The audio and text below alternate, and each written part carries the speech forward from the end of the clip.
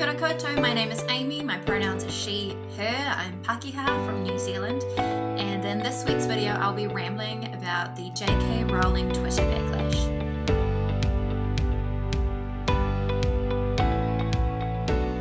In the last couple of weeks, J.K. Rowling, who is most famous for writing the Harry Potter books, has faced this massive backlash online from feminists mostly about one tweet that she posted that some have seen it to be transphobic or trans-exclusionary. Because I'm not transgender myself, I am treading very carefully here.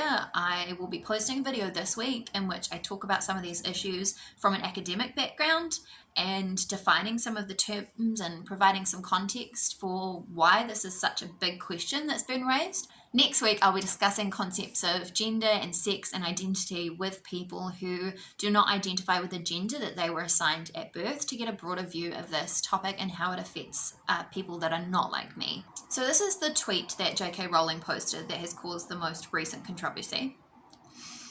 So she forwarded an article in which the headline used the phrase "people who menstruate." Now, Rowling forwarded that article with a quite sarcastic comment about this use of person-first language.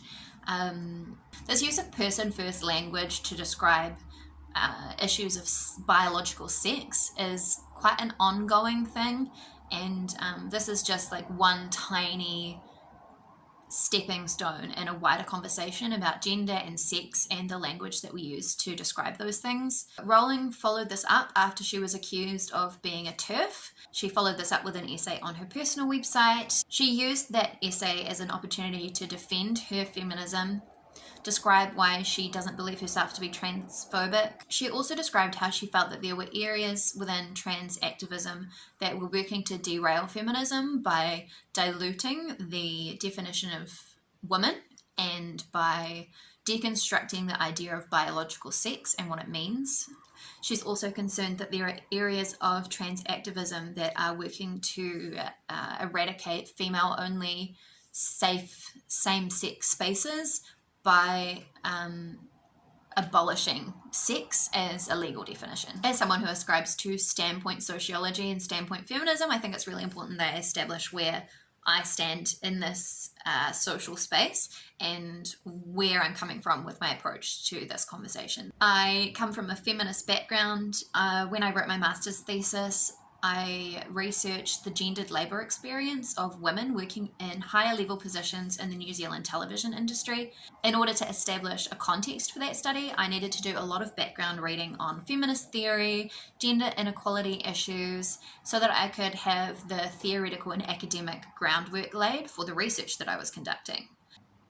Because of that, I have a really good academic background in understanding the terminology used when we're talking about feminism and gender and sex. However, language is really complex and different terms appeal to different people. One of the discussion points in my thesis was to do with language and how we use language to navigate the world around us. As well as a background in feminist theory, I also have a Bachelor of Arts in Linguistics, and I am very aware, I'm a very language-oriented person, I'm very aware of how we use words to create meaning and how meaning creates words. One of the findings in my research was that I saw that there was difficulty for some of the women to talk about sex discrimination because they didn't have the language available to them. One of the studies that I read in the background of my research, there was a company that implemented a sexual harassment policy, and once they implemented that policy, they actually saw a huge increase in reportings of sexual harassment. The researcher that was studying that business came to the conclusion that now that people had the language available to them to describe what they were experiencing, they were able to categorize it as harassment and therefore report it.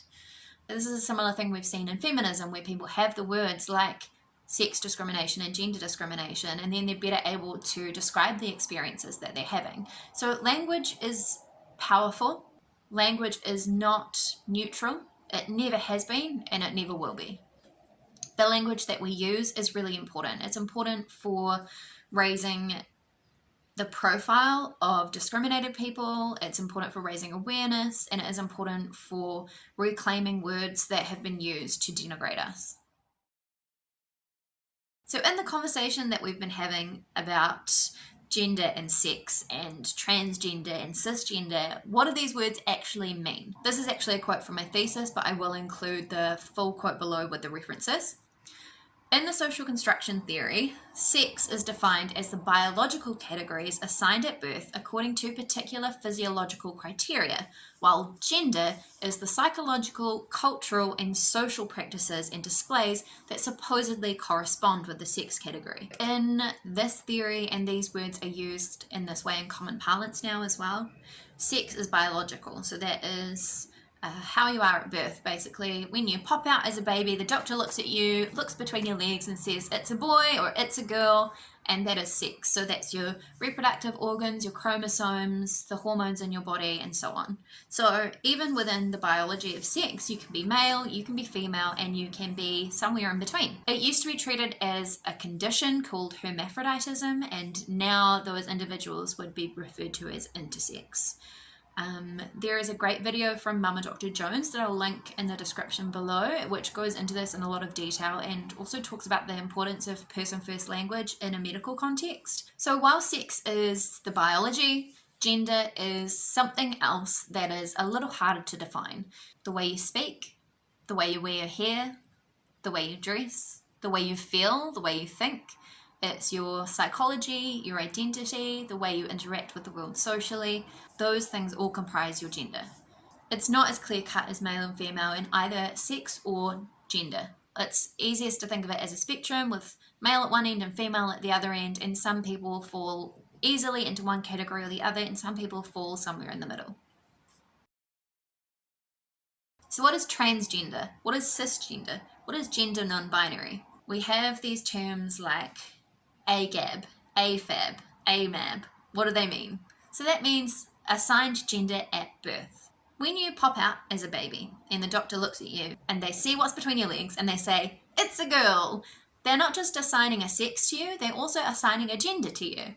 There's an expectation from birth that because of what's between your legs, you will turn out a certain way as you get older, and you're treated that way accordingly. But some people don't identify with the gender that they were assigned at birth. They feel differently. So for me, I'm what's known as cisgender. I was assigned female at birth and I grew up to feel female. Someone who's transgender is someone who was assigned a gender at birth, and as they got older, they realized that they didn't feel like that was the right fit for them. Now, depending on the context and the person involved, sometimes people who are gender non-binary do consider themselves to be trans. And when we are writing it down, we can put a little star next to the word trans, and that can then include anybody that falls outside of the cisgender category. So that can be someone who is transitioning, someone who has transitioned, someone who's questioning, someone who feels that they're definitely non-binary. Standpoint feminism. So I've talked about this before. I describe myself as a standpoint feminist. So standpoint feminism comes from sociology, and it's a way of describing a sociological theory that takes into play someone's position in society.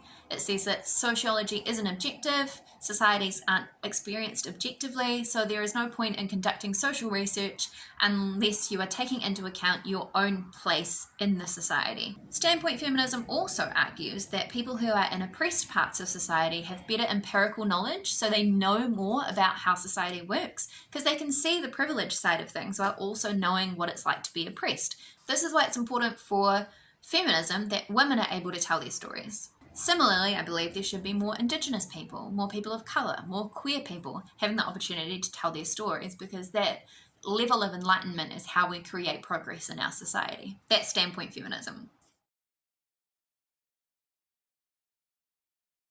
I need to establish what radical feminism is. I've got a quote here because I haven't studied radical feminism the way that I have studied other types of feminism. This quote from Shirley Smith Firestone in The Dialectic of Sex basically describes what the goal of radical feminism is. The end goal of feminist revolution must be, unlike that of the first feminist movement, not just the elimination of male privilege, but of the sex distinction itself. Genital differences between human beings would no longer matter culturally. So the goal of radical feminism is almost to completely eradicate sex and gender as categories. People would just be people. What is a trans exclusionary radical feminist? So TERF is a word used to insult women who claim to be feminist but who are trans exclusionary in their feminism. There are some women and there are some people who call themselves feminists who argue that transgender people, transgender women, transgender men, non-binary people should not be included in feminist movements because they're not really women or they're not natural women. So can a radical feminist be trans exclusionary? I mean, by definition, no. How can a radical feminist be trans exclusionary when the goal of radical feminism is to eliminate sex and gender as terms at all? By definition, a radical feminist must include trans people in their feminism. The last term that I want to cover is the bouncing off point for this whole conversation, which is person first language. Person first language essentially is when you use person with to describe someone who is not normative. Person first language is something that's been adopted by neurodiverse and disabled communities as a way of describing someone who has a disability or is neurodiverse without putting that which makes them different ahead of them being a human in society. So there are many disabled people that would prefer to be described as a person with a disability, or mentally ill people that would prefer to be described as a person with mental illness rather than a mentally ill person or a disabled person or an autistic person. Or person first language has been used that way for a while. Now, as with all language, it's complex. Some people don't mind being called a disabled person rather than a person with disabilities. We should respect the language that people want to use to describe themselves. Where the person first language intersects with trans activism and with feminism is that we are seeing a rise in language like person with a vagina, people who menstruate. And these are medical facts to describe a medical body. So rather than assuming that people who menstruate are all women, it's becoming the norm now to describe people who menstruate, because not all women menstruate and not all people who menstruate are women, right? And there are people who menstruate who aren't women, like trans men or non-binary people.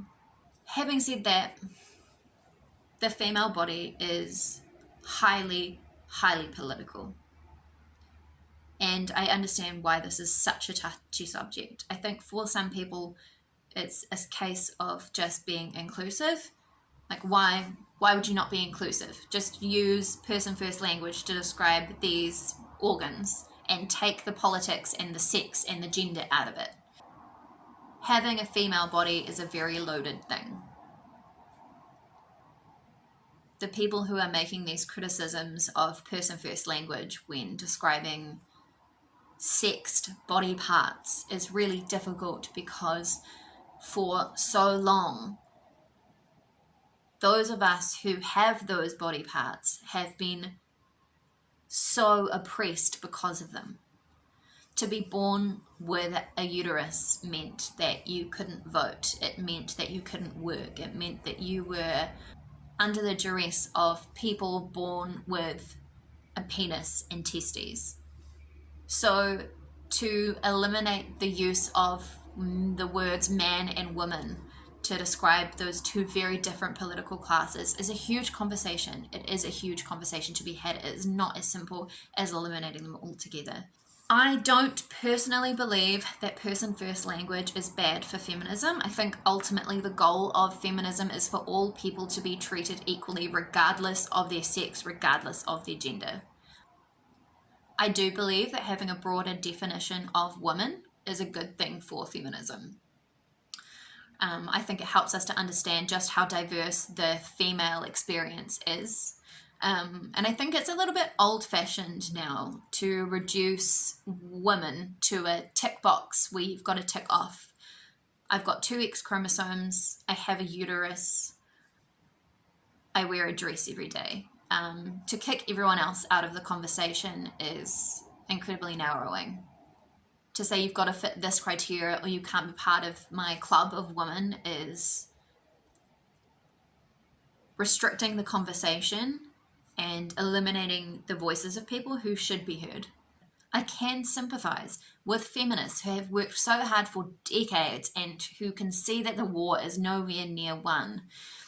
I can see that they feel threatened by the dissolution of sex as a definition. What they have fought for, and they have done this for us, for all of us, is for the female sex to be treated equally to the male sex. In order for them to do that, there needs to be some definition of what sex is. The experience of being a woman in a female body is not pretty, and exposing the work that goes into living a female life in a female body has been really crucial to deconstructing the parts of the patriarchy that maintain so much inequality. The goal of feminism is to destroy the patriarchy, to create an equal society for everyone. And as feminist movements have grown across time, that has become more and more inclusive. And we talk about intersectionality in feminism, which is where there is an intersection of different kinds of oppression, how white women can be oppressed, but how women of color will be oppressed in a different and probably worse way. And we want to include those conversations in our feminism to be really targeting the whole package of inequality and discrimination in society and really breaking it down. It's not enough to just fight for white women. We have to fight for all women. And to me, that includes transgender women. It includes non-binary people. It includes trans men who lived a portion of their life as women. Women who are masculine have been vilified. Women who are gay have been vilified.